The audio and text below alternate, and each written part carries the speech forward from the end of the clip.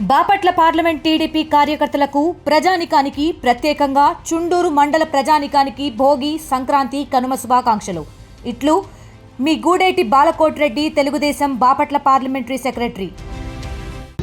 రైతు కూలీల పండగ ముఖ్యంగా ఆంధ్ర రాష్ట్రంలో ఘనంగా జరుపుకునే సంక్రాంతి పండగ ఎంత ఉత్సాహంగా ఉబలాటంగా ప్రజలు చేసుకోవాలి. కానీ ఈరోజు మీరు చూస్తున్నారు, అందరు దిగులుగా వెలవెలబోతున్నాయి షాపులన్నీ నర్సరావుపేటలో. ఎవరు కొనుక్కోవడానికి కానీ లేదు తినడానికి కానీ బయటకు రావట్లా. కారణం చంద్రబాబు నాయుడు గారి ప్రభుత్వం వ్యవసాయాన్ని దండగ చేస్తూ పోదు. ఆ రోజున జగన్మోహన్ రెడ్డి గారు ముఖ్యమంత్రి ఉన్నప్పుడు సంక్రాంతి వచ్చింది 9, సరదాలు తీరుస్తుంది 9 అని పాడుకున్నారు జనం. ఈరోజు ఏమంటున్నారు తెలుసా? ఈ చంద్రబాబు వచ్చాడు 9, సంక్రాంతి సంకనాకిపోయింది 9 అంటున్నారు. ఇది పరిస్థితి. ఇచ్చిన మాట అన్ని తొంగలో తొక్కుతూ, పోయిన సంవత్సరం ఇస్తా అన్న అన్నదాత సుఖీభవ ఇవ్వాల, పంటలు నష్టపోయారు. ఈ సంవత్సరం మళ్లీ పోయింది. ఇస్తానన్న అన్నదాత సుఖీభవ ఏమన్నా పూర్తికిచ్చాడా? అది లేదు. సంక్రాంతి కూడా అయిపోయింది. ఆడవాళ్లకి ఇస్తానన్న 1500 ఇప్పటికీ ఆలు లేదు, సూలు లేదు. ఉద్యోగ నిరుద్యోగ వృద్ధి దేవుడికి తెలియాలి. ఇలా అన్ని విషయాలు. గ్యాస్ సిలిండర్ సంవత్సరానికి 3 ఇస్తానని గ్యాస్ కొట్టారు. ఇప్పుడు గ్యాస్ లేదు, సిలిండరు లేదు. ఒక సిలిండర్ సబ్సిడీ ఇస్తారు, 2కి ఇవ్వరు. ఇది ఈ రాష్ట్ర ప్రభుత్వం పరిస్థితి. కేవలం డబ్బంతా తీసుకెళ్లి అమరావతిలో పెట్టుకోవాలా? ఎందుకు? అక్కడ చంద్రబాబు నాయుడు గారికి 5,000 10,000 ఎకరాలు ఉన్నాయి. ఆ 10,000 ఎకరాలు అమాంతంగా పెంచుకోవడానికి అందరి మీద అప్పు తీసుకెళ్లి అక్కడ పెడుతున్నాడు. జగన్మోహన్ రెడ్డి గారు ఒక చిన్న మాట అన్నా పడే పరిస్థితుల్లో లేదు. ఏమన్నాడు మొన్న? గుంటూరు లేదు విజయవాడకి కొంచెం దూరంగా ఉందాయా అన్నాడు. అక్కడెక్కడన్నా కడితే ఇంకా మెరుగన్నాడు. వాస్తవే కదా. నిజంగా నా పర్సనల్ ఒపీనియన్, గుంటూరు విజయవాడ మధ్యలో గడితే అసలు బ్రహ్మాండంగా హైదరాబాద్ నగరంలా తయారీ. కానీ వద్దు. ఆయన 5,000 10,000 ఎకరాలు ఎక్కడుంటుందో చంద్రబాబు నాయుడు గారు అక్కడే కట్టాలి. ఆయన ఇప్పుడున్న 2 కోట్లు 20 కోట్లు చేసుకోవాలా? మా ప్రపంచం మీద జనం మీద పెట్టుకున్న 1,00,000 కోట్లు ఆయన కొరకే ఖర్చు పెట్టాలా? ఇది ఈరోజు ప్రభుత్వం. ప్రశ్నిస్తే కేసులు. ఏంటి ఈరోజు పల్నాడులో రెడ్ బుక్ రాజ్యాంగం స్టాన్ఫోర్డ్ లో చదివాడంట లోకేష్ బాబు గారు. మరి ఇంగ్లీష్ వచ్చింది కదా. అంబేద్కర్ గారి రాజ్యాంగం చదవచ్చగా ఒకసారి. ఏం రాశాడు, ఎందుకు రాశాడు? విభిన్న కులాలు, జాతులు, మతాలు ఈ సువిశాలమైన భారతదేశంలో హాయిగా బ్రతకాలని చట్టాలు చేస్తే రెడ్ బుక్ పట్టుకొని తిరుగుతున్నాడు పని బాటలాక. ఆ రెడ్ బుక్ వల్లే ఈరోజు గ్రామాల్లో హత్యలు.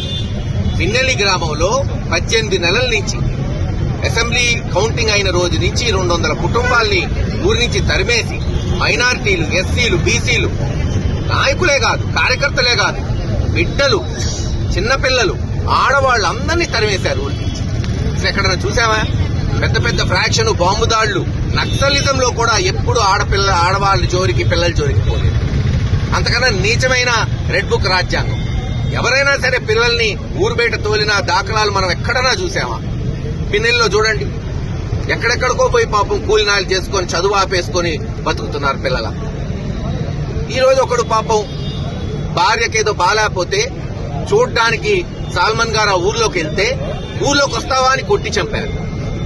చెప్పాడ్రో బాబు, కోమాలో ఉన్నాడు, కేసు కట్టి అరెస్ట్ చేయని ఆ సిఐకి, ఆ ఎస్ఐకి చెప్తే యూజ్లెస్ ఫెలోస్ ఈయన మీద కేసు పెడతారు.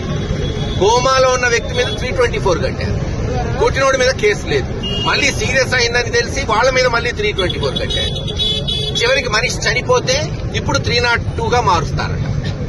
ముందు అసలు ఆ సిఐ, ఎస్ఐని సస్పెండ్ చేయాలి ఈ ప్రభుత్వం.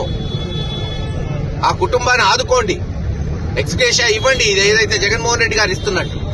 ఇంకా దారుణం ఏందంటే అసలు 75 సంవత్సరాల స్వతంత్ర భారతదేశంలో ఎక్కడా ఇనుండవు. మనిషి చనిపోతే సరే, కారణం ఏదైనా కావచ్చు, మర్డర్ కావచ్చు, వేరే చావైనా కావచ్చు, ఎవరైనా సరే వాళ్ళు ఎలాగ తీసుకెళ్తారు? వాళ్ళ మత సాంప్రదాయం ప్రకారం పూడ్చిపెట్టడమో కాల్చటమో చేస్తారు. ఆ బాడీని పిన్నెల్లి ఎస్సీ కాలనీకి తీసుకెళ్తామంటే గ్రామంలోకి తాగకూడదంట. ఎవడు చెప్పాడా అంటే ఆ గ్రామంలో ఉన్న 2-3 నాయకులు పోలీసులకు చెప్పారంట. దానికి ఎరపతినేని శ్రీనివాసరావు ఎమ్మెల్యే వంతపాడు. మీ జాగీరా ఇది. ఈరోజు మీరున్నారు, 3 నెలల తర్వాత 3 సంవత్సరాల తర్వాత మీరుండరు. ఇదే కొనసాగుతుందా పల్నాడులో? అసలు ఎప్పుడన్నా విన్నావా ఇది? ఎవరన్నా చనిపోయినోడు సొంత ఊరు, సొంత ఇంటికి పోకుండా జరిగిద్దా? అందుకే అందరం పట్టుబట్టి పోయాం, పోరాటం చేశాం. దానికెంత డ్రామా పోలీసులు అడుగు అడుగున ఆపుతూ ఇద్దరిని పంపిస్తాం, ముగ్గురిని పంపిస్తాం. ఏది ఇదేమన్నా మీ ఇంట్లో ఫంక్షన్ అనుకున్నారు? ఇద్దరు ముగ్గురు పోవడానికి. ఓ మనిషి చనిపోయాడు, ఓ దళితుడిని చంపేశారు. ఎమోషన్స్ ఉంటాయి. కుటుంబం వాళ్ళందరూ వచ్చారు. చివరికి పోరాటాలు చేస్తే సచ్చినట్టు ఇది పెద్ద యాజిటేషన్ అయింది. అప్పటికీ చెప్పాము, రేపు నిన్న గనక మీరు పంపకపోతే రేపు జగన్మోహన్ రెడ్డి గారు వస్తాడంటే భయపడి సచ్చినట్టు ఈ ప్రభుత్వం పంపాల్సి వచ్చింది. సాల్మన్ గారికి ఘనంగా నివాళులర్పించాం. ఈ రోజు పార్టీ ఆయనకి గుర్తుగా ఆయనకి జరిగిన అన్యాయాన్ని యావత్ రాష్ట్రం తెలియజేసేటట్టు ప్రతి జిల్లా కేంద్రంలో మరి ఈ రోజు ధర్నాలు, నిరసనలు మీరు చూస్తున్నారు. ఇక్కడ మరి అందరు సమన్వయకర్తలు అందరం కూడా మరి పల్నాడు ముఖ్య కేంద్రమైన నసరావుపేటలో కూర్చున్నాం. సాల్మన్ గారికి నివాళులు అర్పిస్తూనే ఈ ప్రభుత్వం ఒక దగాకోరు పాలనని ఎండగడుతూ ఇంకా ఇటువంటి ఘటనలు జరగకుండా ఉండాలి, కార్యకర్తలు భయం పడకుండా అందరూ ధైర్యంగా ఉండాలని మరి ఘోషిస్తుంది వైఎస్ఆర్సీపీ పార్టీ అని తెలియజేస్తుంది. Local to global news at your finger tips. మీ చేతిలో ఒక ఆయుధం. Download Raw TV app. Media legend Ravi Prakash is back.